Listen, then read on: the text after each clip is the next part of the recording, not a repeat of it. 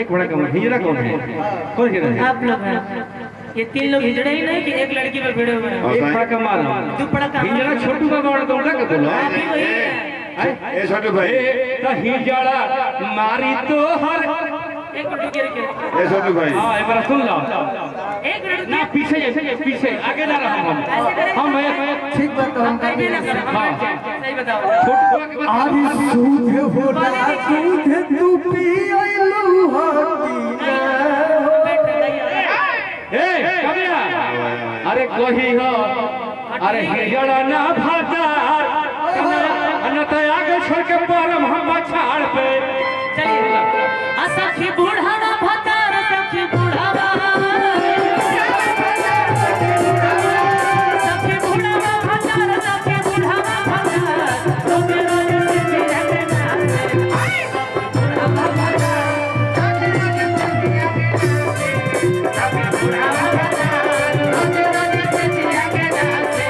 सखी तो हर बुढ़ावा भतार तो हर बुढ़ावा भतार जो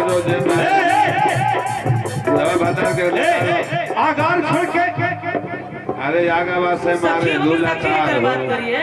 अब सखी बने से क्यों बात करिए? बस दवा बता के लतार मार दिया आगे आगे आगे भवानी गलिए में खा सिपाहिया ना जरिया ना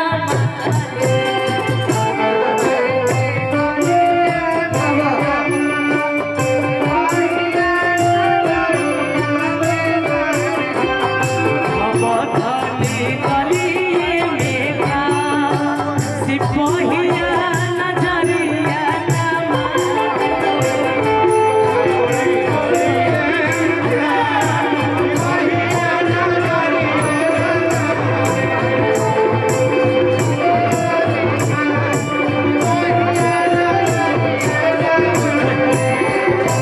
कबिया जी आपको हमको एक जगह और जाना है याद हमको भी वही करना है। हाँ हम का कहता नहीं है गली कि भागल बाते गलवा छोड़ के भागल बाते गलवा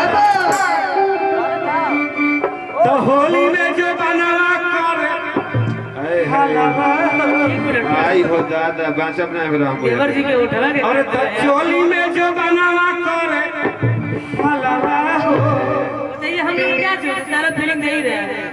तो तू ही दे दो नहीं हम क्यों देंगे? चोरी में जो बनवा कह रहे छोटू भाई हम जाता रहूं हम दे तनी तरह के लेबे खाते हम लेंगे नहीं। हां ए छोटू भाई हां वैसे कर चोरी में जो बनवा कह रहे हम दुनिया देखा वैसे हम कैसे कैसे कहा अरे इनकर आपस में दोनों जुबान खेला आपस में दोनों इनकर जुबान करता